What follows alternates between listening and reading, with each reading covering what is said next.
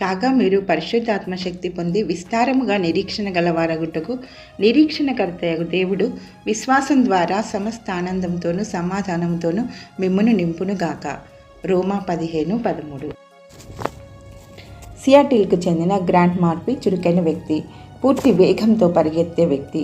పని లేకుండా ఉండడం, తీర ప్రాంతం వెంట తిరగడం అతని స్వభావంలో లేనే లేదు. అతన్ని హైపర్ యాక్టివ్ అని కూడా పిలవవచ్చు అని ఆయన ప్రియమైన స్నేహితుడు ఆయనను గురించి గుర్తు చేసుకున్నాడు. ఎందువల్ల అంటే మల్టిపుల్ స్క్లెరోసిస్ అనే వ్యాధి అతన్ని నెమ్మదించడం ప్రారంభించింది. మొదట అతడు తిరగడానికి వాకర్ అవసరమైంది. ఆ తర్వాత అతడు కుర్చీలో కూర్చోడానికి పరిమితమయ్యాడు. చివరికి అతడు మంచానికి అంకితం అవ్వాల్సి వచ్చింది.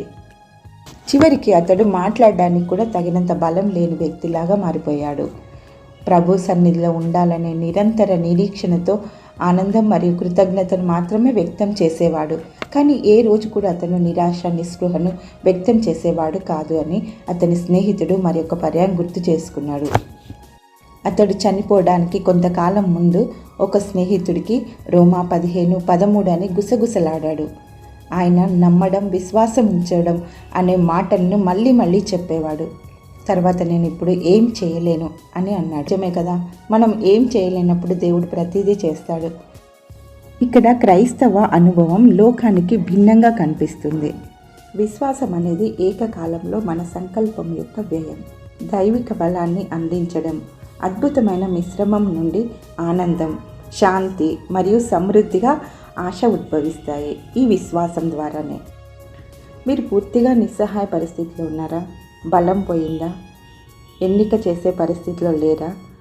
మీరు యేసును మీ రక్షకుడిగా విశ్వసించినట్లయితే నమ్ముతూనే ఉండడానికి దేవుడు మిమ్మల్ని బలపరుస్తాడు. మీరు ఆయనను విశ్వసించినప్పుడు ఆయన మీకు ఆనందం, శాంతి మాత్రమే కాకుండా అన్ని ఆశలు పోయినప్పుడు కూడా ఆశను తిరిగి ఇస్తాడాయన. మనం బలహీనంగా మరియు నిరాశలో ఉన్నప్పుడు మన శక్తివంతమైన దేవుడు సమీపంలో ఉన్నాడు. ఆయన మనకు బలాన్ని, ఆనందాన్ని, ఆశను ఇస్తాడు మరియు మన అంతర్గత భయాన్ని శాంతిపరుస్తాడు. దేవునిపై ఆశ ఉన్న ఎవరూ నిరాశ చెందరు.